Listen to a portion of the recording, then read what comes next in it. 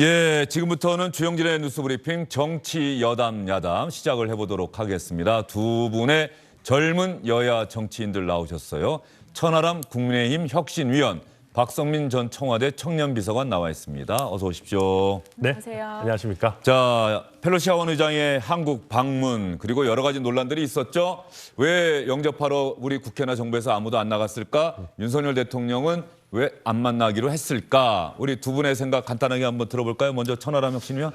네, 우선 저는 만나셨으면 더 좋지 않았을까. 네. 그러니까 저는 외교적인 문제는 차치하고요. 정무적으로 좀 아깝다라는 생각이 듭니다. 사실 대통령께서 미국의 권력 서열 3위, 사실상 2인자라고 불리는 펠로시 하원 의장을 만나서 대통령다운 모습을 보여줄 수 있는 아주 좋은 기회 아니겠습니까? 네. 근데 그런 좋은 장면들이 저는 김진표 의장께 저희 당 입장에서 좀 뺏긴 게 아닌가라는 아쉬운 마음이 들고요. 예. 그리고 또 대통령께서 휴가를 가시는 거에 대해서 많은 국민들께서 아니 임기가 시작한 지 얼마 되지 않았는데 왜 벌써 이렇게 휴가까지 가셔야 되냐라고 하는 의견들도 적지 않았습니다. 그래서 그런 의견들도 불식시킬 수 있는 좋은 정치적인 이벤트였는데 그걸 저희가 좀 찾아가지 못해서 득점을 못해서 저는 국민의힘에 몸담고 있는 사람으로서 좀 아쉬운 그런 심정입니다. 예, 박성민 전 비서관은 어떠세요? 저는 일단은 대통령실에서 대응이 너무 아마추어스러워서 그게 좀 아쉬웠고요. 사실 이게 외교 이벤트라는 게 단순히 하루 이틀 기획한다고 되는 것이 아니라 굉장히 많은 전략과 고민을 가지고 좀 단계적으로 작전을 짜는 거라고 생각을 하거든요. 근데 그런 면에서 대통령실이 사실은 만난다고 했다가 안 만난다고 했다가 안 만난다 했다가 만난다 했다가 이런 식으로 좀 혼선이 있었던 것 자체가 저는 좀 준비되지 않았다라는 인상을 많이 받았고 그러다 보니까 사실상 전화 통화를 하겠다는 그 결정도 전 나쁘지 않다고 생각을 합니다만 그 결정이 나오기까지의 혼선 자체가 뭔가 이런 대통령실의 결정이나 이런 부분에서 전략적인 고려가 너무 없었던 것으로 비춰지는 게 아쉬웠다라는 생각이 들고 네. 결과적으로 이제 지금 어쨌든 중국과 미국 간의 갈등 이런 것들이 심화되고 있는 상황 속에서 한반도에 미치는 영향이 적지 않은데 여기서 저는 조금 중립적인 스탠스를 취하는 게 전 나쁘지 않다고 생각합니다. 그래서 꼭 굳이 안 만나셔도 된다라고 생각을 했지만 지금 이 결론이 나오기까지 뭔가 이것이 계획된 것이 아니라 준비된 것이 아니라 그냥 임기응변식으로 이제 비판이 거세지니까 전화통화를 하겠다라고 나온 것 같아서 아쉬울 따름입니다. 예, 알겠습니다. 김준현 교수와 주고받은 이야기가 있는데 두 분의 시각이 그대로 아마 지금 많은 분들의 생각과 겹쳐 있지 않을까 싶어요. 그렇게 생각하시는 분도 있고 예. 또 그 결정은 잘한 결정인데 왜 그 결정까지 좀 왔다 갔다 하는 모습을 보였느냐. 이게 좀 아마추어 같은 느낌을 줬다. 그 말씀에도 아마 동의하신 분도 있을 것 같습니다. 자, 두 분과 함께 가장 먼저 생각해 볼 주제는 고민을 좀 해봤는데 말이죠. 그래도 여당인 국민의힘 내부 상황이 워낙 혼란스럽고 아직까지 정리가 되지 않고 있죠. 그래서 이준석 대표가 최근에는 좀 대응을 예전보다 참 많이 자제하고 있다 이런 생각이 들었는데 오늘 오전에 올린 SNS 글을 보면 이거는 윤석열 대통령까지 비판, 직격했다, 직접 공격하는 내용의 SNS 글이다라는 생각이 들어서 먼저 여러분께 전해드리도록 하겠습니다. 자, 저거는 좀 이따 눈을 의심하게 하는 증언이다라고 하는 대목 조금 이따 여러분께 설명을 드리고요. 박민영 대변인이 윤석열 대통령에 대해서 비판적인 이야기를 했다고 해서 이 상황이 발생했다면 상당한 유감이다. 전 정권에 지명된 장관 중에 그렇게 훌륭한 사람 봤어요? 이 발언은 나와서는 안 되는 발언이었다. 어제 SNS 글에서는 비상이 아닌데 비상을 만들어 놓고 나의 복귀를 막으려고 하고 있다 이렇게 이야기를 했었죠. 비상이 아닌데. 그리고 윤석열 대통령이 권성동 원내대표에게 보냈던 문자 메시지를 인용을 해서 내부 총질하는 당대표가 없으니 지금 당이 참 잘 하고 있지 않습니까? 이런 식으로 좀 냉소적인 반응까지 어제 보이기도 했었는데 여기에서 한 걸음 더 나아가서 윤석열 대통령을 직접 공격하는 발언을 했다. 자, 이게 지금 현재 국민의힘 내부 상황을 그대로 보여주고 있는 것이다라는 생각이 드는데 두 분에게 특히 천하람 위원에게 먼저 질문 드리기 전에요. 저 발언 한번 7월 5일에 지난달 5일에 있었던 윤석열 대통령 아침 출근길에 질문에 대한 대답이거든요. 한번 들어보도록 하겠습니다. 후보자 같은 경우에는 부실 인사라든지 그런 네. 인사 실패라는 그럼 전 정권의 그 지명된 장관 중에 이렇게 훌륭한 사람 봤어요?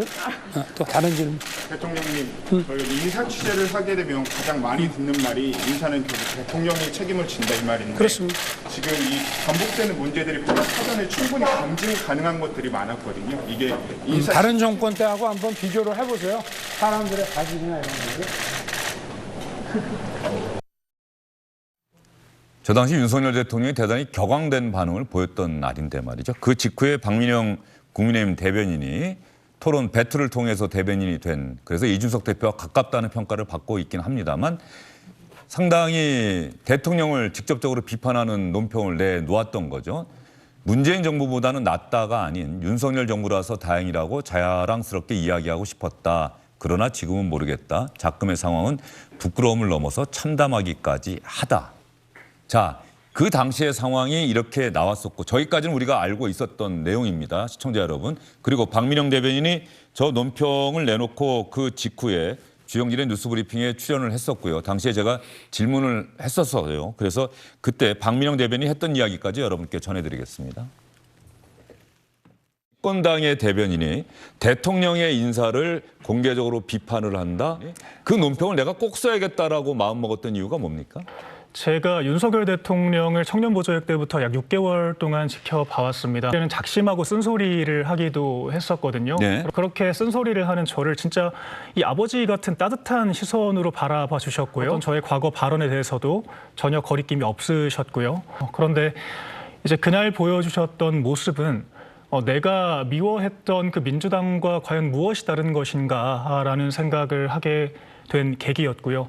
내가 과거에 알았던 그 대통령님의 그 후보의 모습이 지금 맞는 것인가에 대한 약간 회의감, 이제 그런 것들이 복잡하게 밀려왔습니다. 그래서 제가 이 어떤 직함에도 불구하고 이제 꼭 해야 할 말이었다라고 생각을 판단을 했습니다. 네. 그 논평 내보내고 나서 대통령실이나 당내 뭐 중진 의원들이나 네. 뭐 연락받은 것 있습니까?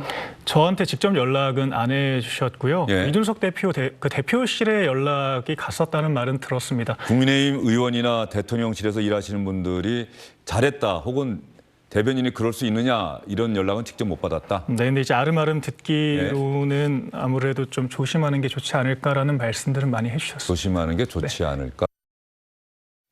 자, 저희가 이 흐름, 이준석 대표가 오늘 오전에 낸 SNS 글의 그 메시지, 그 내용을 설명해 드리기 위해서 당시의 상황을 그대로 전해드렸고요. 박민영 대변인 이야기까지 전해드렸습니다. 그러면 이준석 대표가 했던 나 믿을 수 없는 증언이다라고 하는 그 내용은 바로 뭐냐 그러면 오늘 아침 조선일보의 한 칼럼이었어요. 조선일보 칼럼 한번 보도록 하겠습니다.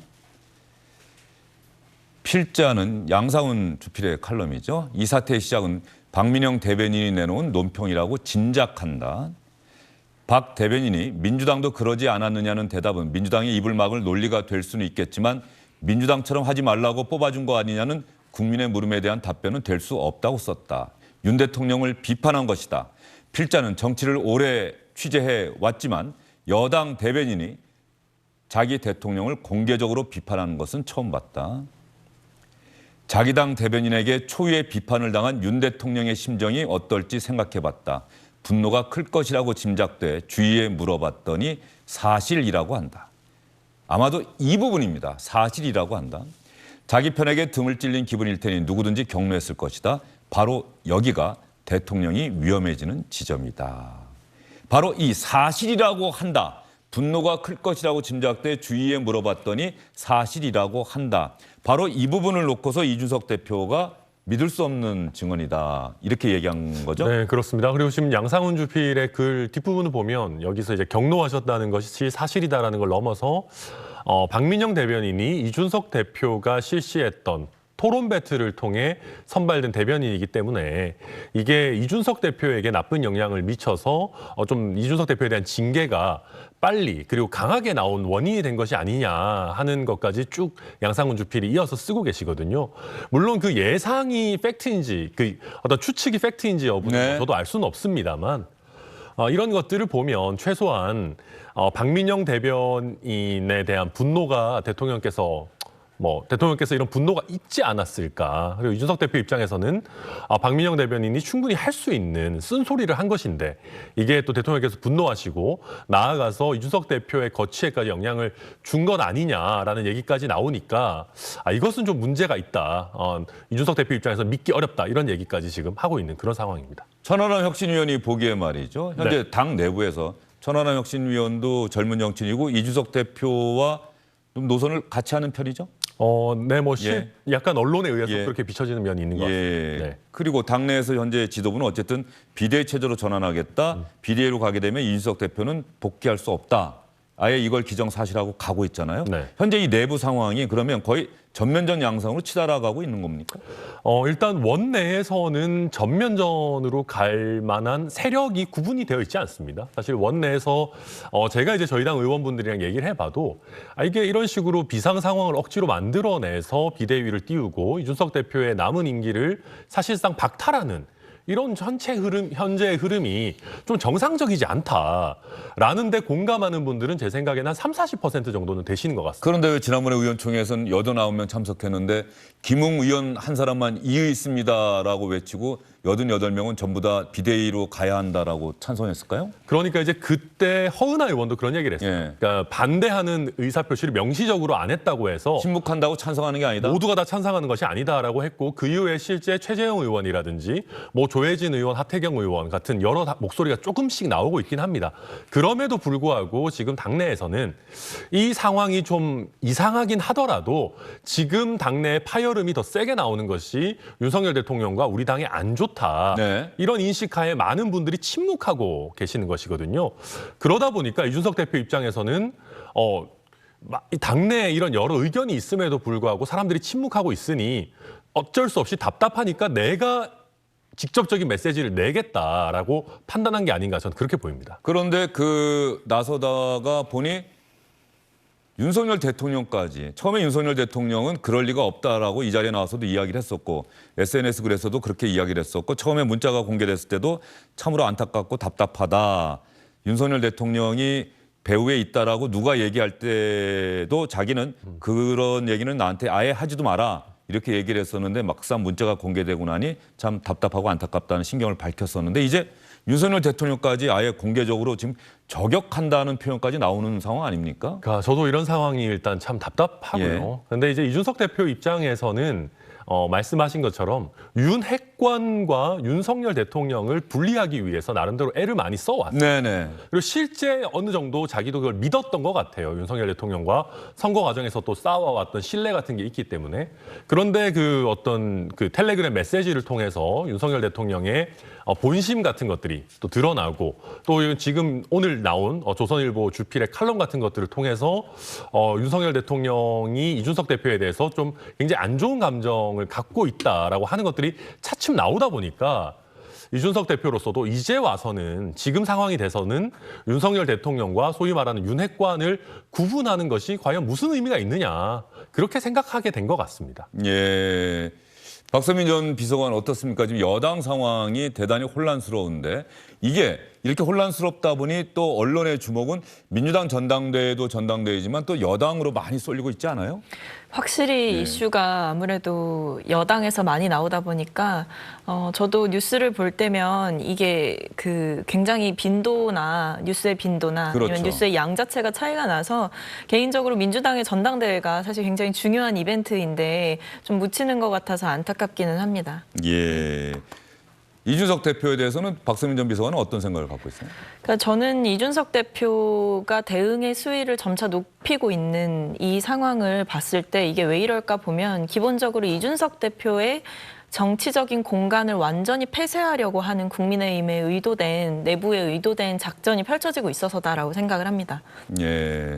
왜냐하면 사실 6개월이라는 그러니까 6개월 임기를 더 맞출 수 있었고, 그러니까 일단 6개월 동안 당원권 정지가 된 뒤에 분명히 돌아와서 대표직을 수행할 수 있는 환경이었고, 실제로 권성동 원내대표가 처음에 이준석 대표의 징계가 나왔을 때 뭐라고 하셨냐면 당원 당규상 당대표의 권리가 아니라 이것은 사고이기 때문에 조기 전당대회를 한다던가 이런 것은 없다라고 말씀을 하셨단 말이에요. 근데 그 말이 지금 무색할 만큼 권성동 원내대표가 이제 앞장서서 행동대장처럼 지금 비대위를 긴급하게 꾸리시는 이 모양새 자체가 사실 납득되기도 어렵고 명분도 없어서 저는 이것이 의도적 징계가 아니었나라는 것에 대해서 거의 확신을 하게 되는 그 모양새를 국민의힘이 직접 만들고 있다라고 생각을 합니다. 예.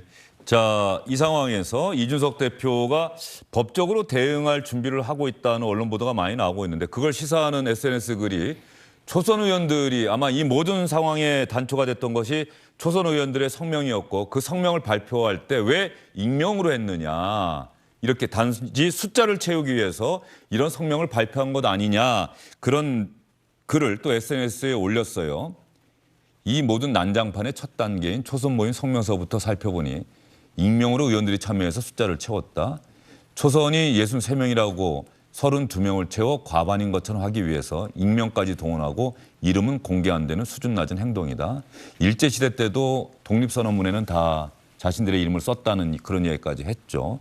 앞으로 모든 내용은 기록으로 남겨 공개하겠다. 곧 필요할 듯해서. 곧 필요할 듯해서. 네. 저게 법적 대응을 시사한 것이다라는 해석이 나오고 있는데 같은 생각이세요? 네, 저도 뭐 그렇게 보고 있습니다. 물론 그 이준석 대표가 실제 법적 투쟁에 돌입할지 안 할지는 모르겠습니다. 본인의 판단이고. 그럼에도 불구하고 지금 김용태 최고위원 네. 마찬가지고 이준석 대표 쪽에서도 법적 대응 준비는 하고 있다라고 하는 말들이 이제 계속 나오고 있거든요. 저도 이준석 대표의 마지막 얘기는 의미심장하다라고 보고 있습니다. 예. 홍준표 대구시장 같은 경우도 만약에 이준석 대표가 법적으로 대응하면은 지금 국민의힘 현재의 지도부가 추진하고 있는 이 방안 법원이 이준석 대표 손을 들어줄 가능성이 크다. 법조인으로서 그렇게 얘기하던데 어떻게 네, 보세요? 저도 동의합니다. 예. 왜냐하면 이게 민주주의 원리에 정면으로 반하는 겁니다. 우리가 항상 민주당이든 저희든 당의 주인이 당원이다라고 얘기하지 않습니까? 그런 만큼 당의 최고의 민주적 의사결정 기구는 전당대회입니다. 그런데 거기서 선출된 당대표를 그보다 하위에 있는 전국위원회라든지 의원총회라든지 이런 데서 그 민주적 정당성을 박탈할 수가 없어요. 사실 당대표에 대해서 애당초 징계가 가능한 거냐라는 면에서도 이런 논란이 있었는데 그 징계 자체는 우리가 받아들인다 하더라도 6개월의 당원권 정지 아니었겠습니까? 그런데 그러면 다시 돌아올 수 있는 민주적 정당성이 남아있는 것이죠. 근데 이런 것들을 전당대회도 거치지 않고 의원총회와 전국위원회를 통해서 박탈시켜버리겠다. 이거는 말이 안 되는 애당초 민주주의 원리에 반하는 것이거든요. 그리고 이런 민주주의 원리에 반하는 절차를 진행함에 있어서도 문제가 많았습니다. 위장사퇴 논란 같은 것들 그거 아니에요. 네. 사퇴를 했으니까 비상 상황이 됐다라고 하면서 다시 이분들이 사직서는 안 냈으니까 결의에 참석한다? 이거는 뭔가 비상 상황이라는 요건이 구비되지 않았거나 아니면 사퇴한 사람들이 결의에 참석했다라고 하는 절차상 하자가 있는 거거든요. 요건 또는 절차 둘 중에 하나는 하자가 있는 겁니다. 국민의힘이 이른바 검수완박 법안, 검찰 수사권 축소 법안과 관련해서 국회를 통과하고 나니까 헌법재판소에 지금 권한쟁의 심판 청구를 한 거 아닙니까? 네. 그때 민영배 의원의 위장 탈당 이게 상당히 중요한 법적 근거로 들어가 있는 걸로 알고 있는데. 제가 그래서 이 부분이 민영배 의원의 위장 탈당보다 어찌 보면 더 안 좋다라고 생각합니다. 왜냐하면 민영배 의원의 위장 탈당은 누가 봐도 위장이긴 했지만 최소한 탈당은 했습니다. 그런데 저희 의원들 같은 경우는 사퇴했다라고 선언해놓고 다시 사퇴가 안 됐다라고 하고 결의에 참여를 했거든요. 그래서 논리적으로, 형식적으로 보면 민영배 의원의 위장 탈당보다 사실 하자는 더 크다라고 볼 수 있습니다. 최고위원들이 사퇴를 하겠다고 선언하고 나서 그게 법적으로 어떤 절차가 있습니까?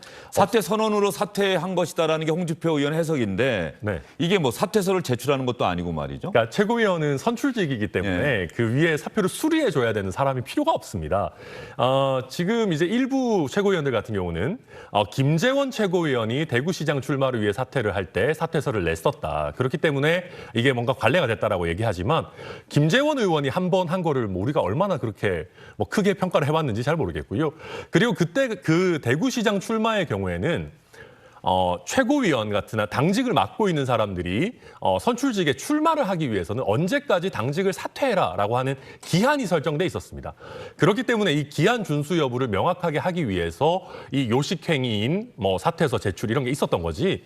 저희가 지금까지 관례상으로나 아니면 기존의 여러 법 해석상으로도 최고위원이 사퇴서를 제출해야만 사퇴가 된다라고 하는 것은 사실 맞지 않습니다. 박성민 전 비서관, 위장 탈당과 위장 사퇴가 지금 비슷한 맥락에서 지금 얘기가 되고 있는 것 같은데 어떻게 생각하세요?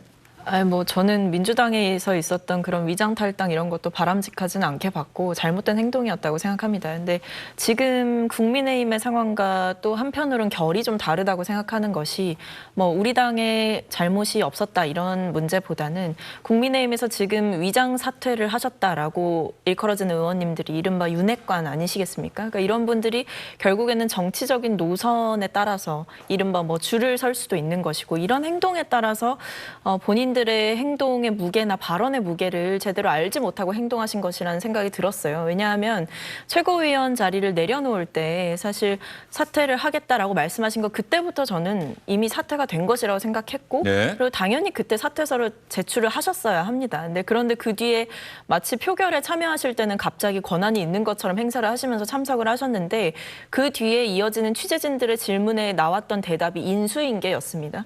근데 저는 최고위원이 인수인계를 한다는 얘기는 들어본 적이 없거든요. 그리고 어떻게 그런 정치적인 자리를 인수인계를 한다라고 표현을 할 수가 있겠습니까? 그래서 말도 안 되는 변명을 가지고 행동을 하신 것이고 결국에 그 행동의 이유에는 결국에 윤 대통령의 의중과 그리고 이준석 대표를 찍어내리려는 그 의도가 명백하게 있었다라고 생각해서 굉장히 보기에 불편하고 또 옹색한 변명이었다고 생각합니다. 자, 그러면 서병수 상임 전국위원장인가요? 네. 예, 국민의힘 전국위원장. 전국위원장입니다. 이제 네. 그 당원 당규를 개정하는 그런 역할을 하게 되는데 처음에는 좀 비판적으로 부정적으로 이야기를 하다가 권성동 원내대표를 만나고 나서 서병수 전국위원장이 어제 기자들에게 브리핑한 내용이 있어요. 이제 비대위로 가게 되면 이준석 대표는 돌아올 수 없습니다. 이렇게 이야기를 했는데 그 얘기부터 한번 들어볼까요? 당헌당규상에는 비상대책위원회가 출범을 하게 되면 최고위원회라고 하는 최고 지도부가 해산하도록 되어 있습니다.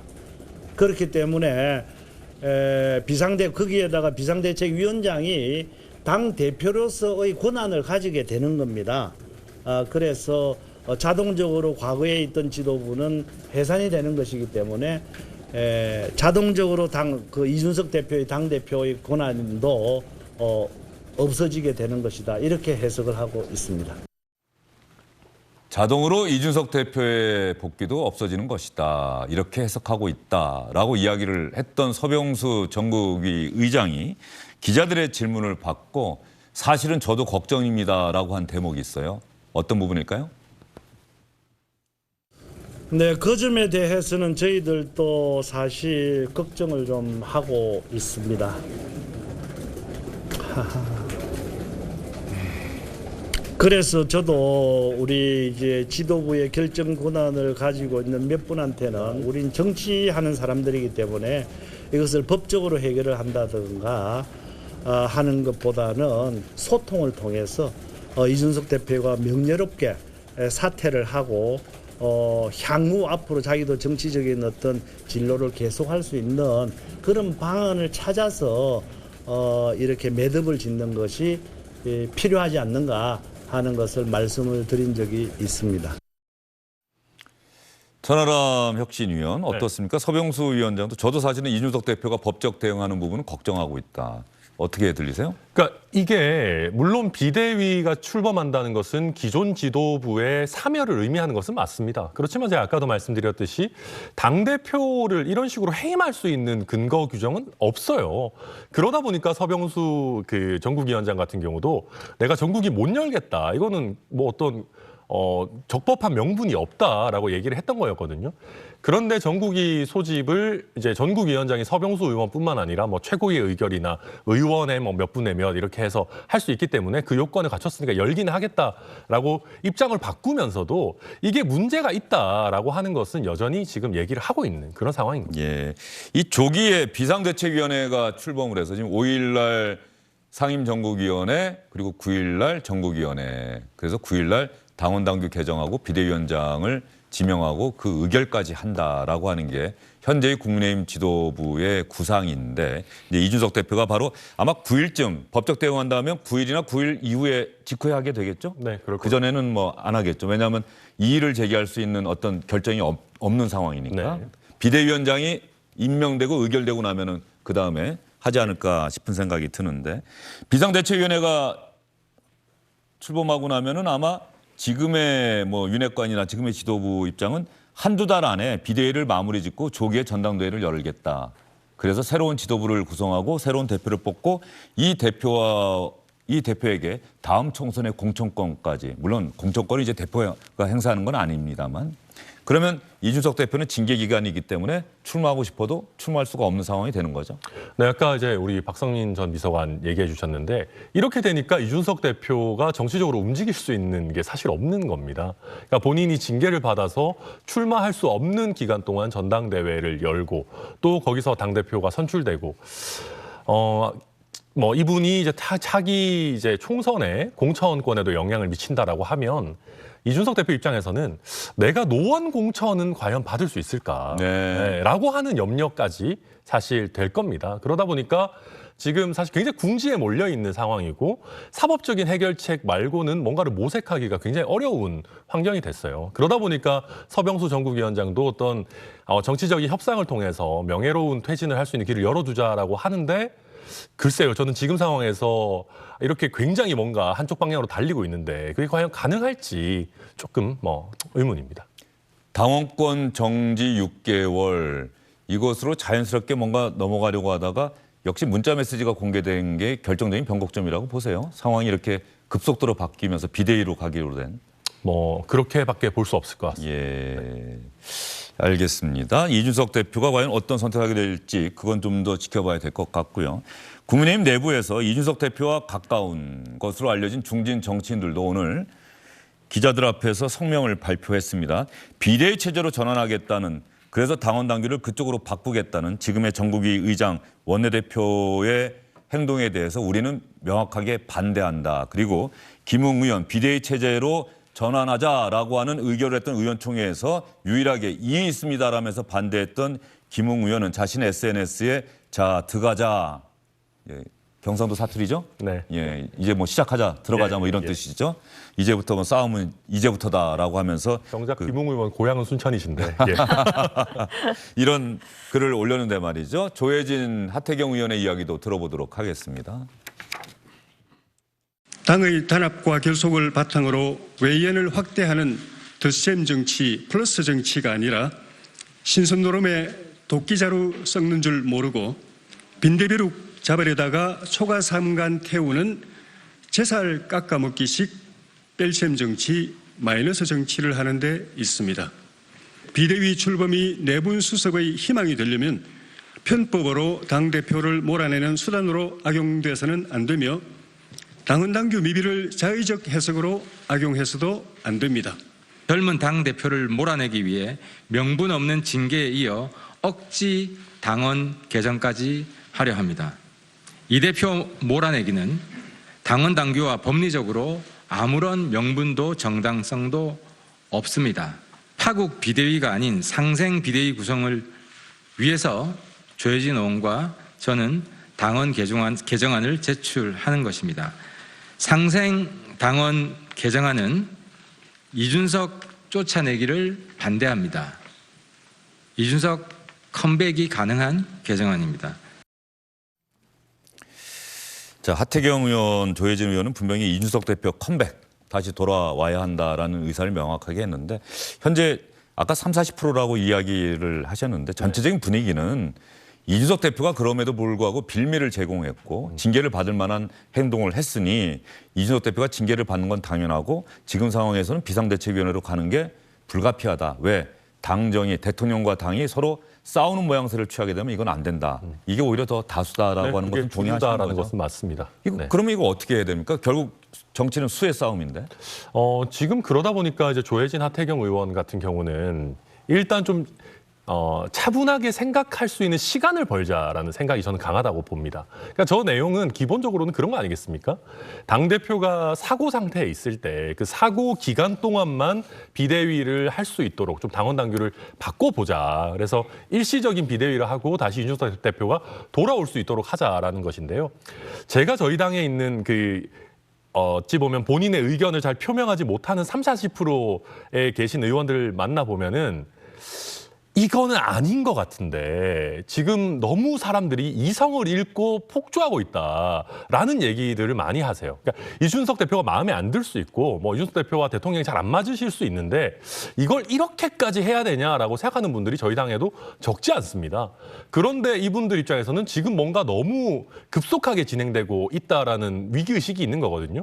그러다 보니까 조혜진 의원, 하태경 의원은 조금 더 이런 절충안을 통해서 한번 좀 더 시간을 가지고 우리가 이성적으로 접근해보자라고 하는 얘기 아닌가 저는 뭐 그렇게 이해하고 있습니다. 성상납을 했다고 주장하는 기업인 측의 변호사는 이준석 대표를 무고 혐의로 고발하겠다 이렇게 또 이야기를 했어요. 그러니까 이것도 보면은 지금 여러 언론에서 이준석 대표의 주된 혐의라고 할 수 있는 성상납과 관련한 알선수재, 뭐 아니면 그 이후에 증거인멸 이런 부분에 대해서는 뭐 공소시효의 장벽이 됐든 아니면 증거의 부존재가 됐든 다양한 이유에서 기소가 어렵다라는 얘기들이 많이 나오고 있습니다. 그러다 보니까 이준석 대표에 대한 처벌을 원하는 뭐 그 기업가 쪽이나 뭐 이런 쪽에서는 지금 이준석 대표가 강용석 씨를 무고했다라고 하는 형태로 고발을 해서 이걸로라도 기소하겠다라는 식의 지금 길을 가고 있는데 저는 이런 식으로 해서 설령 무고죄로 이준석 대표가 기소된다 한들 어느 국민이 이걸 납득을 하시겠습니까? 저는 이런 어떤 시도들은 오히려 이준석 대표의 체급을 높여주기 위한 고도의 작전이 아닌가 싶을 정도로 너무나 이상합니다. 그 변호사가 또 건희사랑 팬클럽 회장이었던 강신업 변호사더라고요. 다행히 사퇴는 하셨는데. 예. 팬클럽 회장은 사퇴했는데 또 이 기업인 변호를 또 맡더라고요. 지난번에 또 김소연 변호사가 하지 않았습니까? 그러니까 저는 이 강신업 변호사 같은 사람들이 저희 정부에 가장 큰 부담을 주고 있다고 생각합니다. 아니 본인이 건희사랑이라는 거에 회장을 맡았었다면은 지금 이준석 대표와 윤석열 대통령 사이에 갈등이 뭔가 이렇게 불거지고 거기에 따라서 저희 대통령 지지율에도 굉장히 안 좋은 영향을 미치고 있는 상황입니다. 그런데 건희사랑 대표를 했던 분이 이거에 직접적으로 본인이 뛰어든다? 이건 마치 윤석열 대통령이 개인적으로 이준석 대표에 대해서 악감정을 가지고 있구나, 이걸 표출하는구나 하는 오해를 살 수가 있습니다. 그래서 누구보다 자중하셔야 되는 분인데 뭐 자중할 만한 분 같으면 애초에 건희사랑 이런 걸 안 하셨겠죠. 예. 알겠습니다. 안녕하십니까, 주영진입니다. 더 많은 뉴스와 라이브 이벤트를 보고 싶으시다면 화면 오른쪽을 눌러서 구독해 주시기 바랍니다. 저희 SBS 앱을 다운로드 받으시면 뉴스 속보 알림도 받아보실 수 있습니다. 텔레비전으로도 SBS 뉴스, 유튜브로도 SBS 뉴스 잊지 마시기 바랍니다.